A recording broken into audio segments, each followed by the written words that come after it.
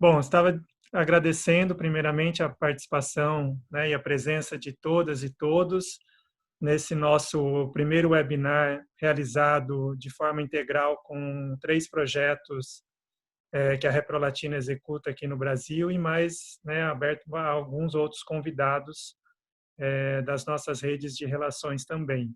Então, sejam muito bem-vindos, espero que esse momento seja de grande importância na atualização, aprofundamento, conhecimento dessa temática que nós vamos estar discutindo através da doutora Elisete, que desde já também parabenizo e agradeço pelo convite, e dizer só que a gente está conectado aqui, né, com profissionais tanto do projeto Jovens Mobilizadores pelos Direitos Sexuais e Reprodutivos, que executamos aqui no município de Campinas, através da parceria com a Fundação FEAC, assim como profissionais também do projeto Empoderamento, a Força da Mudança para o Sexo Seguro, que é realizado nos municípios de Conceição do Mato Dentro, Dom Joaquim e Alvorada de Minas, no estado de Minas Gerais, apoiado pela Anglo-América, e também profissionais do projeto Viver na Adolescência com Mais Saúde, em Barro Alto, que também é apoiado pela Anglo-América, uma mineradora, na qual a Reprolatina tem uma parceria. E alguns outros profissionais, como eu falei, que são parceiros de outros projetos, né, de outras relações que a Reprolatina tem na área da saúde sexual e reprodutiva. Então, sejam todos muito bem-vindos. A gente vai estar acompanhando o chat, então, para quem quiser ir fazendo alguns comentários, alguma pergunta, seria interessante, se possível, que todo mundo se apresente no chat, né? Então, dizer o nome, qual o município que está presente, né? Está falando de qual município e se pertence a algum desses projetos ou de que iniciativa, de que projeto, de que instituição você representa, você participa, né? Para a gente poder de alguma forma, se conhecendo também. Então, passo a palavra para a Elisete, que vai explanar aqui sobre o tema de hoje, bullying e cyberbullying. Bom, boa noite a todos e todas. É um prazer falar com vocês. Esse é um assunto que eu gosto muito e que eu tenho alguma experiência, faz algum tempo que eu estudo, fiz inclusive meu mestrado nessa área. Bom, primeira coisa que a gente tem que entender em relação ao bullying é que é uma relação de poder e não uma relação de força, tá? Então eu achei muito assim muito oportuna essa frase da Hannah Arendt, que sempre trabalhou com violência, que ela diz que enquanto a força é uma qualidade natural de um indivíduo isolado, é a força física, é esse tipo de força, o poder ele só existe quando os homens estão agindo entre si. Então, para existir poder, tem que ter um grupo de indivíduos para poder se estabelecer, para esse poder atuar. Então, primeiro vou definir o que é o bullying. Os primeiros conceitos, eles tratavam sobre o bullying, mas eles se estendem ao cyberbullying também, só que o local de ação é que vai diferir. O bullying vai ser presencial e o cyberbullying virtual. Então, tem várias definições sobre bullying. Tem a do Ovius, que foi o primeiro que até cunhou esse termo, bullying, mas a que eu mais gosto, eu acho que são as mais completas, são de 2 sociólogos que estudam muito violência. Então, a primeira é do Farrington, que ele fala que para ser bullying é preciso ter uma opressão repetida de natureza físico-psíquica de uma pessoa com menos poder. Então, ele já define, já usa a palavra poder, não força, por outra com mais poder. Os 6 itens descritos abaixo são fundamentais para ter a ocorrência do bullying. Então, precisa ter prática de agressão física, verbal ou psicológica. Na verdade, tem que ter intimidação. O agente é mais poderoso do que o alvo do bullying, ou pelo menos assim o alvo sente que o agente é mais poderoso. Há uma intenção do agente em causar dor e medo ao alvo de bullying, à vítima. As agressões não são ocasionadas por nada do que o alvo fez. Isso é um conceito muito importante. Não é o comportamento do alvo, não são as ações do alvo do bullying que vão levar esse agente a agir contra ele. As agressões necessitam ser repetidas e o agente sempre consegue o que ele deseja, ou seja, causar medo e dor ao alvo de bullying. E Rigby acrescenta mais outros 2 itens subjetivos, que seria que o agente sente satisfação em ver o alvo sentir medo e a sensação de opressão que o alvo sente. Isso acho que é importante para a gente definir bullying, para a gente ter uma ideia um pouquinho mais extensa do que é o bullying, tá? E não só uma coisa de força física. Os estudos aqui no Brasil mostram que 80% das ações de bullying ocorrem dentro da sala de aula, durante as aulas, seja dentro da sala de aula ou em qualquer espaço onde está acontecendo uma aula. Exemplo, nas aulas de educação física. Aqui no Brasil ocorre muito bullying nas aulas de educação física. Nos outros países, geralmente o bullying ocorre fora da sala de aula e longe da presença do professor. E vocês viram que eu falei, alvo e agente. É muito melhor você usar esse termo, alvo e agente, e não agressor e vítima, porque a palavra vítima leva a um erro de interpretação no português de vitimização, de se fazer de vítima. Houve um tempo em que muitas pessoas achavam que a pessoa que era o alvo do bullying, ela se fazia de vítima, ela usava essa situação com ganho próprio. Tem situações muito particulares e talvez aí misturada com outros componentes que isso possa ocorrer, mas são raríssimas as vezes que isso ocorre. O alvo realmente está num processo de sofrimento e ele não quer, ele não gosta de sofrer bullying. A gente tem que pensar que na adolescência, o adolescente quer pertencer ao grupo, ele não quer ser diferente, ele não quer ser alvo de nada, tá bom? Então, o melhor jeito de definir seria alvo de bullying, alunos que sofrem bullying. Eu vou pular os espectadores. Agentes de bullying, alunos que praticam o bullying. Isso também é importante a gente chamar de agente e tirar a frase agressor, porque parece que quando você usa agressor, você já está pondo ali um carimbo naquela pessoa meio que como irrecuperável. E não é isso que a gente quer. A gente quer poder agir e ajudar o agressor, porque ele também, de certa forma, é vítima, é alvo de alguma coisa que levou ele a ter esse processo de violência. E tem os espectadores do bullying. Então, lembra que a gente falou que tinha que ter relações para ter o poder? Não existe bullying se não tiver espectador.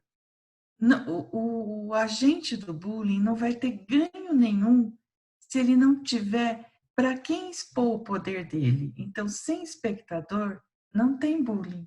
Tá? Mesmo no cyberbullying, nós temos os espectadores. Aliás, um monte de espectador que pode ver várias vezes, dar likes, dizer se está gostando ou não. Então, todas as ações preventivas de bullying, elas têm que sempre tentar agir no espectador de bullying. Se não tiver quem assista, com certeza a gente vai ter um controle melhor das situações de bullying. E quais são os fatores de risco? Sempre se busca isso. O que leva alguém a ser alvo ou agente de bullying?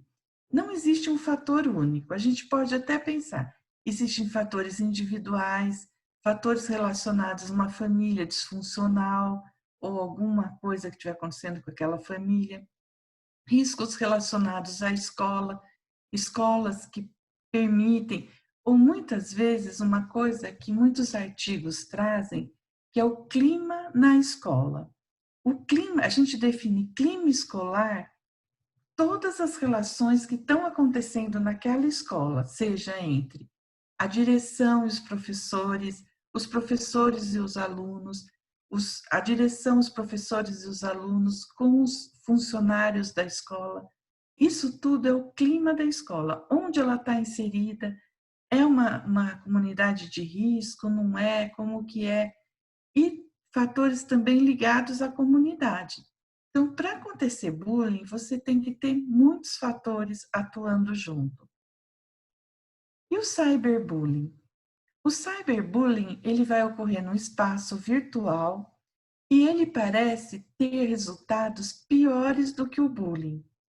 Se a gente fizer uma comparação de chance de suicídio, comparando cyberbullying, bullying tradicional com não alvos, a gente encontra que existe uma chance de suicídio 3,5 vezes maior em quem sofre cyberbullying. No bullying seria quase 2 vezes maior, tá? O cyberbullying e o bullying, eles vão ser causas de ideação suicida, depressão, problemas acadêmicos relacionados a faltas, a notas baixas e média de notas baixas maior nesses alunos do que nos que não são alvos. Só que no cyberbullying, essas situações parecem ser muito mais graves, tá? E os efeitos, eles são maiores no cyberbullying, provavelmente porque eles são vistos por um público maior, muito mais amplo. Esse material fica lá, as pessoas podem acessar várias vezes, e o alvo de bullying sabe disso. Ele pode ser compartilhado, por inúmeras pessoas. No bullying tradicional, você sabe quem é o agente, você vê o agente. No cyberbullying, muitas vezes, esse agente é oculto. E essa dá uma sensação de falta de controle, de insegurança e desesperança. Por isso que o cyberbullying pode ser pior que o bullying. Então a gente tem o bullying, o cyberbullying, e quais são os problemas de você vivenciar isso e vivenciar isso na adolescência? É sobre isso que eu quero conversar de agora em diante. Você ser adolescente, você sofrer bullying e cyberbullying, quais consequências trazem isso para a sua saúde física e psíquica agora e como isso vai repercutir na sua vida futura? Vai ter repercussão? Não vai? A gente sabe que o bullying, mesmo o cyberbullying, a faixa de maior ocorrência dele é no Fundamental 2, mas ele pode começar desde a infância e persistir até a idade adulta. Hoje em dia existe uma tendência para usar a palavra bullying, mesmo quando essa ação de diferença de poder, todos esses danos, ocorram no ambiente do trabalho. Antes se usava um outro termo, mude, mas hoje em dia a tendência é usar bullying para todas as situações onde, havendo uma diferença de sensação de poder, um sofre causado por um outro que tem um ganho com esse sofrimento, tá bom? Então, para a gente falar agora dos danos à saúde física e psíquica, a gente tem que falar sobre estresse tóxico, tá? Então, estresse muito grave, que a gente acaba usando esse termo que vem do inglês, mas acho que é a melhor tradução mesmo. Um estresse tóxico vivenciado durante a fase de desenvolvimento, cruciais de desenvolvimento, que são a infância e a adolescência, podem afetar a maturação neuronal, então vão alterar o cérebro e isso vai contribuir para uma morbidade física e psicológica que a gente vai ver a seguir que pode perdurar por toda a vida. Então, qual que é a definição de um estresse tóxico? Esse termo, o estresse tóxico começou a ser muito estudado depois que os soldados começaram a voltar da guerra do Iraque. E aí eles viam que eles tinham muitos problemas para o resto da vida, incapacidades decorrentes, né, desse estresse que perduravam para a vida toda. E aí começaram os grandes estudos sobre os efeitos do estresse sobre o cérebro. Então, um estresse tóxico é um estresse de longa duração, frequente ou de forte intensidade que não consegue melhorar com os reforços habituais. Você não consegue conversando com a pessoa, ela mesma tentando se autoajudar, resolver esse estresse. E ele tem potencial para causar danos permanentes. Então, como é que o estresse funciona? Eu sei que isso daqui é uma coisa um pouco médica, mas eu vou tentar traduzir.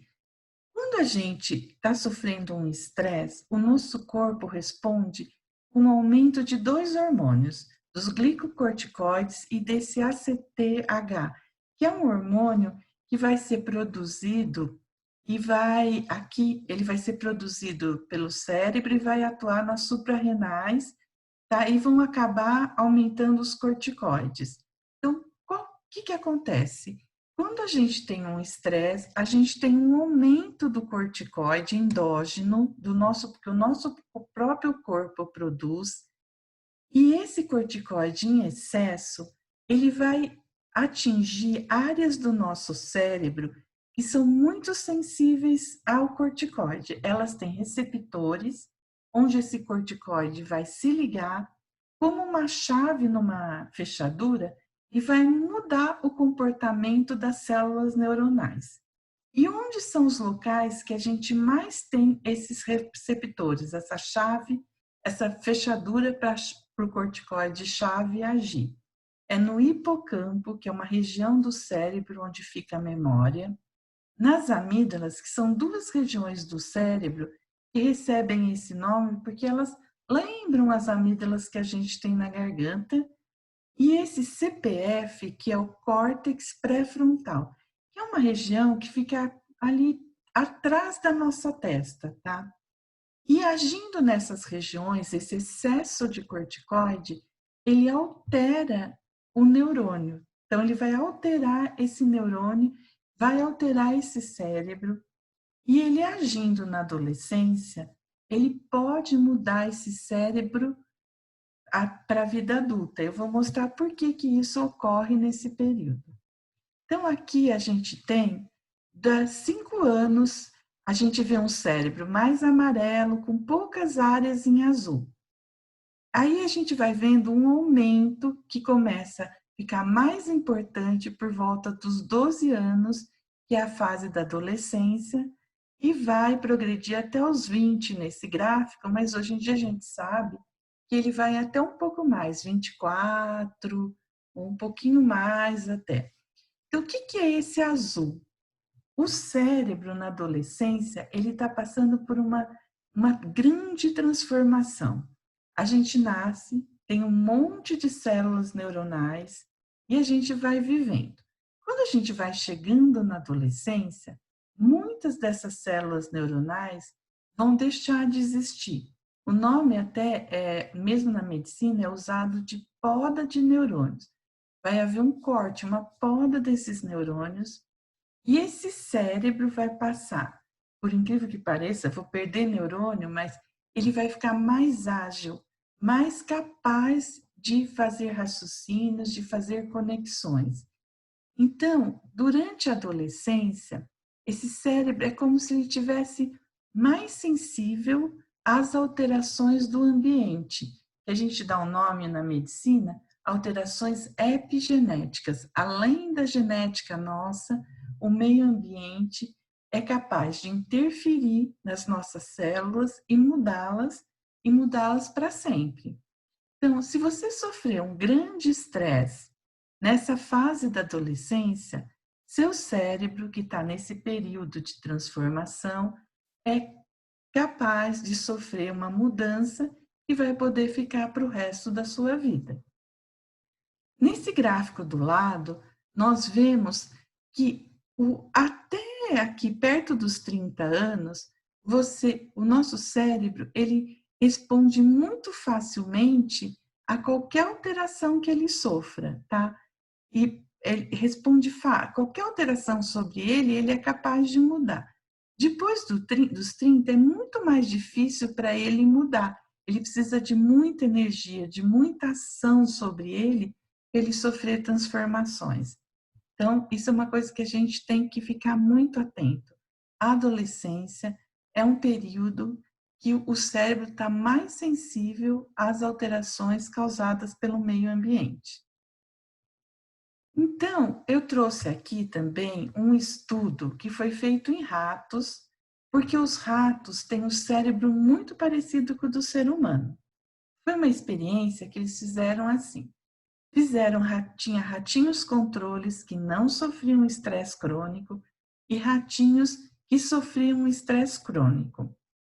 E depois eles sacrificaram esses ratinhos e olharam o cérebro dos ratinhos, naquelas 3 regiões que a gente já sabe que tem a fechadura para o corticoide ligar e fazer as alterações.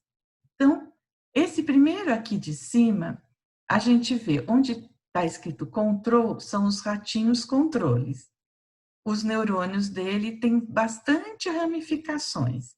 Nos que sofreram estresse tóxico, já tem poucas ramificações, mostrando que o estresse tóxico, e a gente sabe que o bullying e o cyberbullying fazem isso, é capaz de mudar a memória desses ratinhos, tá? Desse cérebro. Embaixo, a gente tem a área do córtex pré-frontal, que é a área do raciocínio fino, de você poder ter ideia direito das ações que você vai tomar, tá? E nessa área aqui a gente também nota, ai gente, desculpa, peraí. A gente também nota que teve uma alteração nas células, tá? Então, altera a capacidade de raciocínio. Aí a gente consegue entender que vai ter uma alteração cognitiva para quem sofre bullying ou cyberbullying. Eles vão pior na escola porque eles vão ter uma alteração da memória. E isso é muito importante. A gente sabe que quando a gente está estressado, a gente mesmo consegue ver isso. A gente tem uma dificuldade de lembrar as coisas. E os alunos vão ter uma dificuldade de raciocínio também. O pré-frontal também vai estar alterado. Ele já está passando por um processo de desenvolvimento. E esse estresse é capaz de alterá-lo. E o de baixo é a área das amígdalas, que é a área da agressividade. Mas não necessariamente só uma agressividade de sair batendo. É uma área também de você ser mais ativo, fazer mais coisas. Também vai estar, ela, ao contrário das duas de cima, a gente nota que nos ratinhos que sofreram estresse tóxico, esses neurônios da área da agressividade, eles estão como se fossem com mais ligações, mais hipertrofiados. Depois, se vocês não entenderem, quiserem perguntar sobre isso, a gente retoma. E a gente vê que alunos, pessoas que sofrem bullying, têm manifestações clínicas, quando vão no consultório, geralmente elas têm alguma dessas manifestações que eu pus aqui. O que é as mais comuns que a gente vê? Dor de cabeça, dor de estômago, alterações do sono. Tem casos que tem síndrome do intestino irritável, quer dizer, ela fica estressada, ela tem diarreia, desmaios, tonturas, agressividade, choro fácil, a perda da memória, a gente explicou por quê, depressão, e aí a gente vai para os mais graves, que é depressão, a ideação, atos deliberados de autoagressão, ideação suicida e tentativas de suicídio. A gente tem visto um aumento em adolescentes das autoagressões não suicidas, que eu vou explicar o que são, e dos suicídios, tá? Então, a gente tem que ficar muito atento se isso tem ou não uma relação com o bullying. Tá? Então, em relação à depressão e o bullying. Então, a gente sabe que existem várias rotas possíveis para o bullying e o cyberbullying afetar a saúde mental, tá? Em relação à depressão, a gente sabe que aquelas mesmas alterações que vão mexer com o corticóide, vão agir no cérebro, podem levar à depressão. Outra coisa, se a pessoa tem algumas pessoas que podem ter uma predisposição genética e esse gene ser ativado por esse excesso de corticoide, tá? E também esse excesso de corticoide e essas mudanças que estão acontecendo no cérebro podem predispor ao aparecimento de outras doenças relacionadas à saúde mental. E o que são autoagressões não suicidas? A mais comum que a gente vê em adolescente é o cutting, que é o se cortar.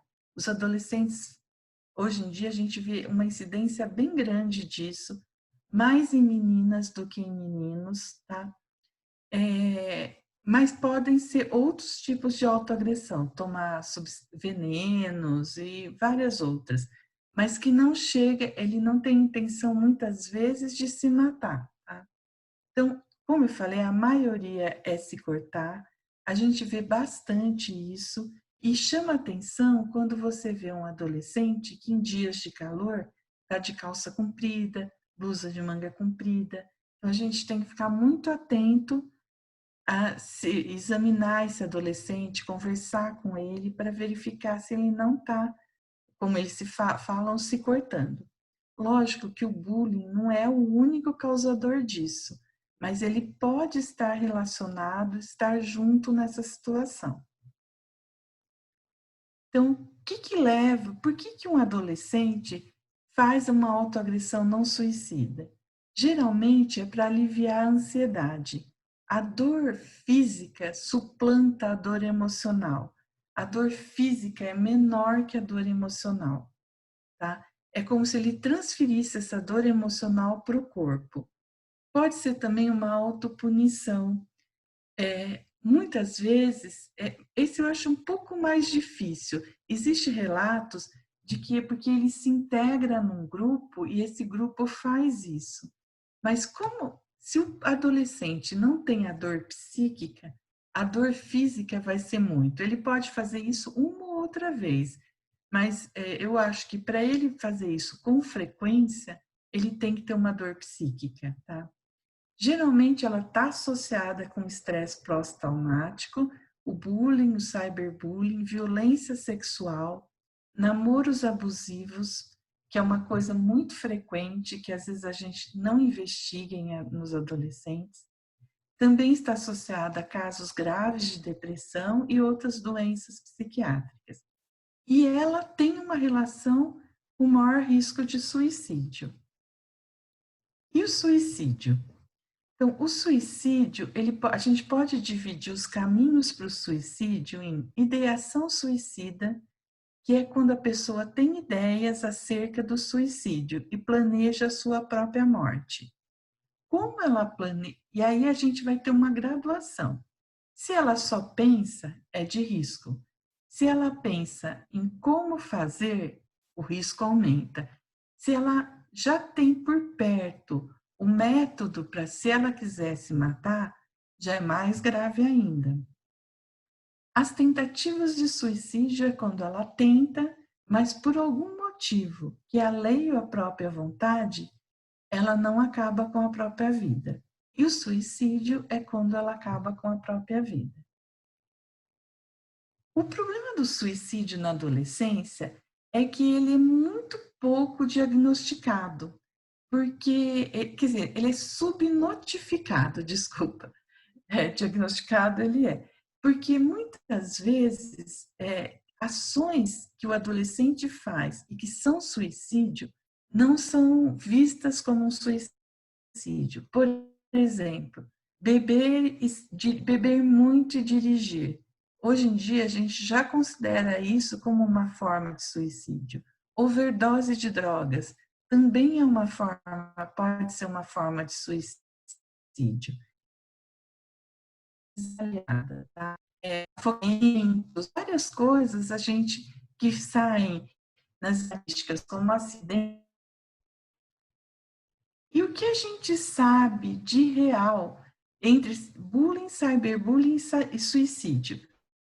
A gente sabe que ele tem uma relação, só que a gente não dá para dizer que ele, como o bullying tem vários fatores, o suicídio também é multifatorial. Não dá para a gente dizer que ele é uma causa única, mas ele vai atuar junto com várias causas que podem levar a isso. De qualquer forma, eu acho que fica muito claro que o bullying e o cyberbullying são situações extremamente sérias que têm que ser vistas com muito cuidado, evitadas ao máximo. É um dever do pediatra, é uma doença do pediatra que ele tem que investigar nas consultas dele, e todos os profissionais que atuam com adolescentes têm que agirem para diminuir o bullying e o cyberbullying, tá? Toda vez que eu falo sobre suicídio, seja qualquer coisa, qualquer lugar, eu acho que a gente sempre tem que complementar essa fala sobre suicídio. Nas escolas, em todos os lugares públicos, deviam existir. Você não deve, talvez precise falar o tempo todo sobre suicídio, mas você tem que deixar visível nas escolas, nas instituições, cartazes informativos sobre a prevenção e onde a pessoa que pensa no suicídio pode buscar ajuda. Eu trouxe 2 exemplos do Ministério da Saúde, mas que eu acho muito bons, são simples, que é prevenção do suicídio, fases de alerta, que é você ver que uma pessoa fala, eu preferia estar morto, eu não posso fazer nada, eu não aguento mais, eu sou um perdedor, um peso morto para as outras pessoas, os outros vão ficar mais felizes sem mim.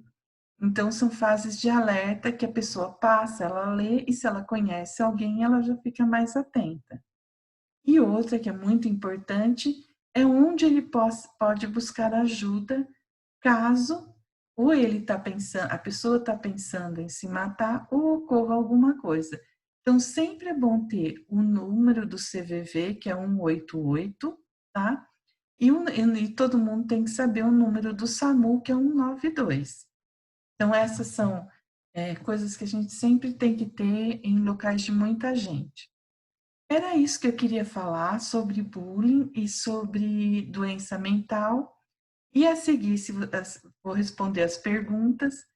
E também eu falei com o Rodrigo que se a gente, depois, uma outra oportunidade, que se as pessoas quiserem, eu posso falar sobre as ações de prevenção na escola, como que as escolas podem, quais são as ideias que a escola pode ter para a prevenção do bullying, tá bom?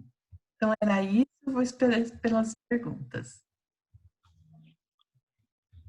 Excelente, Elisete. Muito, muito obrigado pelos saberes compartilhados. Acho que realmente para todos nós sempre tem algum ponto novo e eu acho que você trouxe elementos aí bem bacana para a gente compreender todas essas situações de violência, né, que estão correlacionadas aí ao bullying e ao cyberbullying. Então, pessoal, vou deixar o chat aberto para a questão de perguntas. Quem tiver algum comentário, alguma pergunta que gostaria de estender até a Elisete para a gente ir dialogando mais um pouco aqui. A gente ainda tem um tempinho para estarmos juntos ainda.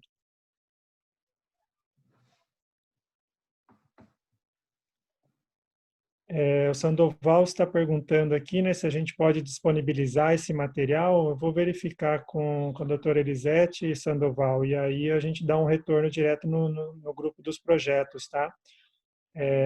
Por exemplo, uma das possibilidades, eu vou verificar com ela, é da gente deixar lá no nosso ambiente virtual de aprendizagem, né, dos projetos, que aí esse material também pode ser acessado. A gente tem outros materiais sobre o tema já lá no AVA, né? Mas para a gente poder se utilizar desses materiais, sim, tá bom? Pode sim, Rodrigo, pode pôr. Pode, né? Então a gente já, Tá. assim, tipo, que a gente amanhã ou no início da semana que vem, a gente sobe esse material lá para o ambiente virtual e aí a gente já fica acessível para vocês, tá bom? A Ida está agradecendo aqui, obrigado pela explanação.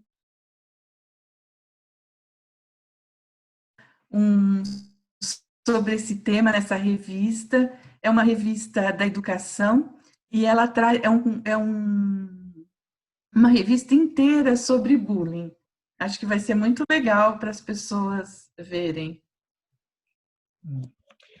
A Luciana, que é uma professora aqui numa escola de Campinas, parceira nossa, ela está perguntando, Elisete, se você pode comentar um pouco de como trabalhar esse tema, né, do cyberbullying com os alunos agora durante a pandemia, principalmente, né, que não estão na escola, né, estão assistindo às aulas através das plataformas também online aí, e muitas vezes acabam ficando também muito mais nas redes sociais, né? Então acho que a pergunta dela vai um pouco nessa direção, se você tem alguma sugestão de como desenvolver esse tema nesse momento agora da pandemia. Então, Luciana, eu acho que é sempre assim, eu acho que tem que trazer o tema, conversar sobre ele, sabe, dialogar com os alunos e mostrar o quanto é maléfico, né, o quanto faz mal para as pessoas esse tipo de ação. Eu acho que tem várias plataformas, assim, várias ideias de como você trabalhar, eu posso até te passar, mas tem um site, só que é em inglês, que é muito legal, que chama Stop Bullying, que traz muitas coisas. Essa revista que a Silvia colocou também aqui no chat, eu acho que pode ajudar. E trazer o tema à tona, para discutir com eles, ver qual que é, o que eles acham, como é que eles se colocam. Se você quiser, depois eu posso até te ajudar com ideias, outras coisas que você pode buscar para te auxiliar, tá bom? Oh, perfeito. Eu vou pedir para a Silvia se ela pode compartilhar novamente no chat as informações da publicação, porque algumas pessoas que de repente entraram quando a gente já estava iniciado a sessão, talvez não tenham acesso ao link, à sua mensagem. Então, por favor, se você puder colocar novamente, agora que já estamos todos conectados aqui, assim todo mundo consegue chegar até essa mensagem no chat. Esse é um tema que a gente também, né, a Repolatina, toda a equipe também, junto com a doutora Elisete, que é uma consultora nessa temática, a gente tem desenvolvido alguns materiais e compartilhado também com os projetos. Então, Luciana, não sei se você já conseguiu, mas é interessante você também verificar lá nesse ambiente virtual no qual os projetos estão conectados, para que você possa ter acesso a alguns exercícios, alguns questionários que a gente fez, alguns testes também, para trabalhar essa questão de identificação das situações de bullying e tudo mais. A Silvia compartilhou aqui da revista. É volume Perfeito. número 1 de 2020. Educação UNG Ser. Tá, então é só buscar por Revista Educação UNG Ser no Google mesmo, volume 15, número 1, é isso, né? A Isso, que orientação? dá acesso livre e uma revista inteira sobre esse tema. Perfeito. Uma outra colaboradora nossa aqui, a Marluce, lá de, se eu não falar besteira aqui, de Anápolis, Anápolis. Goiás. Uma super parceira da Reprolatina também, professora universitária, está parabenizando, né, pela excelente explanação, pela aula, ela e o esposo, o Dr. Maurício. O Luiz Gustavo, que é psicólogo aqui do Instituto Federal de Campinas, parceiro nosso também. Confesso que os efeitos do cyberbullying em relação ao bullying tradicional me surpreendeu. Muito bom esses apontamentos. O problema do cyberbullying é isso, né? Ele tá lá, ele fica lá, você dificilmente tira. Com o cyberbullying, eu não falei, mas existe uma relação de quem sofre cyberbullying ter mais risco de uso de drogas, e também quem pratica cyberbullying, falar mal de alguém, né? Também pode fazer como compartilhar vídeos. Então, assim, o espaço virtual, que é o sexting, e fazer também, eu acho que é grooming que chama, agora me fugiu o nome em inglês direito. Não, não tem uma tradução muito para o português, que seria o aliciamento de adolescentes. Então, o espaço virtual é muito problemático, né? A gente sabe disso. E ele fica lá. Se você compartilha uma foto, se você compartilha uma opinião, é difícil de você tirar, não é uma questão muito fácil, né? Eu sei de casos em onde houve compartilhamento de fotos, de nudes, essas coisas, que a pessoa até o Google tirou, mas vira e mexe acaba voltando a foto. Então, é uma coisa muito complicada, tá sempre lá, né? Daí o estresse maior. Eu acho que esse é um trabalho importante que a gente tem procurado fazer nos projetos com adolescentes também, né, Elisete? De uma consciência do uso da TI mesmo, né, da tecnologia das redes sociais, né, porque muitas vezes o que a gente percebe é essa grande exposição, né, então tudo que acontece vai para a rede social, e uma vez que está na rede social, a gente não tem controle mais sobre essa postagem, sobre essa informação, né, e se coloca realmente numa situação de vulnerabilidade frente a isso, né, então a importância também desse processo, e aí acho que isso é uma coisa interessante na pergunta da Luciana, né? Como trabalhar, né, com os adolescentes, com os alunos aí, justamente esse uso correto da tecnologia, né? Para que são as redes sociais? Como ativar todas as possibilidades de privacidade, né? A gente tem visto também não só a questão do cyberbullying, mas até mesmo, né, noticiários de sequestro, porque as pessoas acompanham a sua vida através da rede social. Eu acho que essa educação também para o uso da tecnologia vai muito de encontro nas medidas de prevenção, né? A gente também precisa, assim, as pessoas têm que, além desse compartilhamento, o olhar mais bondoso em relação, bondoso assim, um olhar em relação ao, cuidadoso em relação ao outro, né? Não falar coisas impensadas, não deixar um momento de raiva, ir lá e colocar alguma coisa de alguém. E acho que é muito pertinente isso com a questão das fake news hoje, né? Que estão tão aí difundidas para tudo. Eu acho que a gente pode trabalhar cyberbullying, fake news, meio tudo junto. Exato. A Margarita, que a Magi coloca também parabenizando, né? E ela traz um ponto também importante na colocação dela aqui, que é uma coisa que a gente escuta com bastante frequência, né? Principalmente, né, ela fala da importância dos adultos, né? Ter essa consciência e que muitas vezes a gente escuta, né? Ah, mas o bullying sempre existiu, né? E no meu tempo não tinha isso, era só brincadeira, né? E acabam minimizando os efeitos do bullying, né? Então, sobre isso, a minha tese de mestrado, avaliei o bullying dos adolescentes e enviei um questionário e os pais respondiam se eles achavam que tinham sofrido bullying ou não na época da escola. E muitos pais, 56% dos alunos sofreram bullying. E quase 40% dos pais relatavam que haviam sofrido um bullying na época da escola, que eles lembravam, e hoje eles identificavam as situações vivenciadas antes como bullying, e eles descreviam até, tinha uma pergunta e muitos descreviam o que tinha acontecido. Então, o bullying existia, só não era visto com esse nome. E o problema, eu acho, que existe de muita gente ainda falar, bullying não existe, é essa questão de achar que o alvo do bullying se faz de vítima. Eu já ouvi muita gente dizendo isso, principalmente Uhum.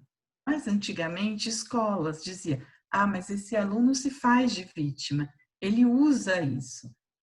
E não é uma verdade, né? A gente viu as alterações que acontecem, a gente agora tem até como provar isso fisicamente, né? Existem ressonâncias, vários exames que você prova que existe uma mudança no cérebro, mas nem precisava disso, né? O psicológico já daria para ver.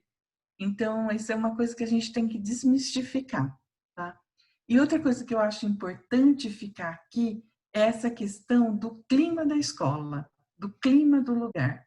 O bullying vai surgir em locais que propiciam isso. Escolas onde a direção briga com os professores, os funcionários não são respeitados, o bullying vai emergir muito mais aí. Então, acho que isso é uma coisa importante. E a Ieda aqui falou de fotos, mudanças de foto, dos memes. Isso é uma coisa que a gente vê muito isso.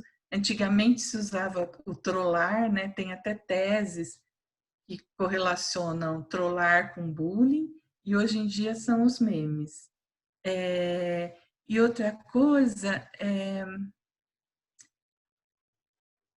fazerem palestras com alguns jovens, deixa eu ver, que a Luciana pôs, fazerem palestras com jovens do ensino médio. Sim, é possível a gente trabalhar com o ensino médio. O bullying ocorre em todas as faixas da escola, existe essa prevalência no ensino médio, no Fundamental 2, mas também ocorre no ensino médio. Nas universidades também a gente tem muito bullying. Eu acho que só complementando a pergunta, né, da Luciana, esse é um dos temas, né, do projeto que a gente está em parceria também, e essa é uma das ações que a gente pode estar articulando, sim, né?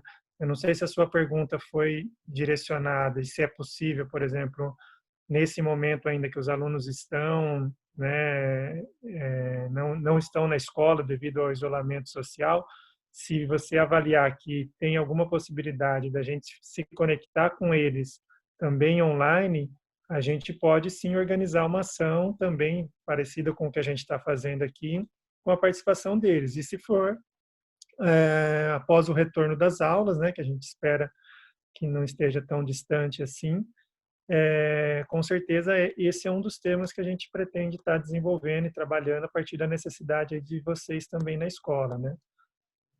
Elisete, a Magi está dizendo aqui que a internet dela caiu, né, um pouco, e ela não pegou se a gente comentou sobre a importância de trabalhar com os espectadores, né? Eu acho que poderíamos voltar um pouquinho nesse ponto também, né? Então, Magi, eu cheguei a comentar, mas eu acho que é um ponto fundamental, né? Como é uma relação de poder, não é só a questão de um com o outro, os espectadores são a parcela fundamental para a ocorrência do bullying. Então, todos os trabalhos, tudo que a gente vai fazer, a gente tem que diminuir os espectadores. Se a gente esvaziar quem vê a questão, vê o bullying, esse bullying vai cessar. Então, se a gente quiser ser efetivo em prevenir o bullying, a gente tem que fazer com que os espectadores mudem a conduta deles. E em relação aos espectadores, muitas vezes, eles, na minha tese, eu também avaliei o que eles sentiam vendo o bullying. Então, a maioria não gostava, mas não tinha nenhuma, não tomava nenhuma atitude contra, porque tinha medo de ser a próximo alvo de bullying. Então, a gente tem que fortalecer os espectadores para que eles não tenham medo e para que eles atuem não vendo bullying, se posicionando contra. Então, um jeito é você sempre ter na escola frases, cartazes falando sobre bullying, falando o quanto é ruim, para as pessoas se motivarem, ações, né, no bullying, teatros, vários tipos de ações que você pode fazer para que os alunos se conscientizem e não pratiquem mais o bullying. Perfeito, acho que esse é um ponto mesmo. A Magi também a Margarita está sugerindo aqui, né, da gente fazer alguma live também sobre o bullying, né? Então, uma das ações que nós iniciamos também enquanto instituição tem sido as lives direcionadas principalmente para o público mais adolescentes e jovens, obviamente está aberto para todos acompanharem, então as lives também ocorrem, desde já deixo o convite aqui para a nossa live de amanhã, elas acontecem pelo canal do YouTube da Repro Latina, todas as sextas-feiras, das 4 às 5 da tarde, amanhã o nosso tema vai ser diversidade sexual, mas com certeza vamos colocar o tema do bullying aí para uma próxima live nossa também, porque acho que é importantíssimo a gente realmente e atingindo por diferentes canais e chegando a mais pessoas. Outra proposta que o Dário me mandou aqui também num chat reservado, como uma possibilidade da gente seguir, é exatamente, acho que surge da necessidade do que a gente está conversando, de pensar um webinar também exatamente sobre isso, né, sobre o uso consciente da tecnologia, né, das redes sociais, os riscos que podem causar. Eu acho que isso já fica, então, aí como uma demanda dessa nossa primeira live aqui, desculpa, desse nosso primeiro webinar, já estou com a cabeça no amanhã já. Não sei se temos mais alguma contribuição, mais alguma pergunta, para a gente poder ir também encerrando, além dos agradecimentos. Elisete, se quer deixar mais alguma informação importante? Eu acho que, assim, abordei o bullying tem várias questões, né? Dá para a gente discutir muitas coisas, mas eu vou deixar aqui que se eu para frente alguém quiser que a gente discuta as ações mais focadas no ambiente escolar, a gente pode fazer um outro webinar sobre esse assunto. Tá bom? Ah, com certeza nós vamos colocar esse também na lista aí já dos próximos, né? Então, queria agradecer a doutora Elisete pela colaboração mais uma vez com os seus saberes, compartilhando aqui uma rede maior agora, né, de profissionais que com certeza vão fazer muito bom uso das informações que a gente trocou aqui. E já deixar o convite, então, a gente vai estar divulgando nos grupos, nas nossas redes sociais, teremos outros 3 webinars que já estão programados, né? Então, não na semana que vem, no dia 15, provavelmente.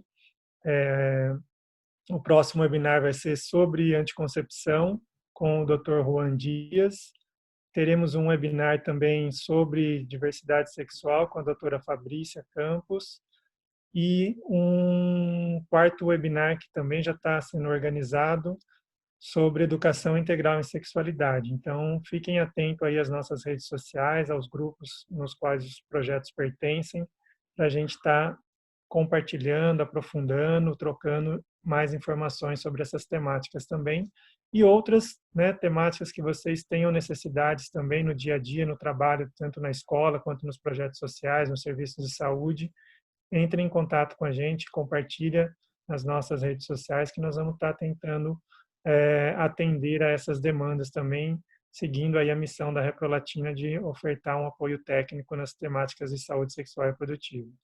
Então, agradeço a participação de todos e todas novamente e um ótimo final de semana. Permaneçam em casa, quem puder, né, seguindo todas as medidas de prevenção aí para a gente superar esse momento da pandemia também.